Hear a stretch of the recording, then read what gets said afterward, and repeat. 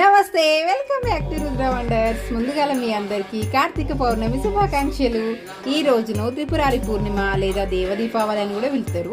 కార్తీక మాసం శివయ్య ఇంకా విష్ణుదేవులకు ఎంతో ఇష్టమైన మాసం కాబట్టి పౌర్ణమి రోజు చేసే పూజలు ఎంతో విశిష్టంగా భావిస్తారు. ఈ పౌర్ణమిని విష్ణుదేవుడు యోగ నిద్ర నుండి మేల్కొన్న రోజు లెక్క కూడా భావిస్తారట. అట్లనే ప్రతిరోజు సాయంత్రం విష్ణు అర్పణంగా ఎవరైతే నూనెతో దీపం వెలిగిస్తారో వాళ్ళకు సకల శుభాలు కలుగుతాయని భక్తులు నమ్ముతారు. ఇంకా ఉసిరి లక్ష్మీదేవికి మస్తు ఇష్టం. అందుకనే ఉసిరి దానం చేసినా, ఉసిరి చెట్టు కింద భోజనం చేసినా మంచి ఫలితం ఉంటుందని శాస్త్రాలు చెప్తాను. సంవత్సరం మొత్తంలో ఒక్క రోజు దీపం పెట్టకపోయినా కార్తీక పౌర్ణమి రోజు 365 వత్తుల దీపం వెలిగిస్తే సంవత్సరం పొడుగునా దీపారాధన చేసినంత పుణ్యం వస్తుందట. ఇంట్లో ఏదైనా నెగటివ్ ఎనర్జీ ఉంటే పోయి సుఖ సంతోషాలు, శాంతి, ఐశ్వర్యం, ఆరోగ్యం కలుగుతాయి.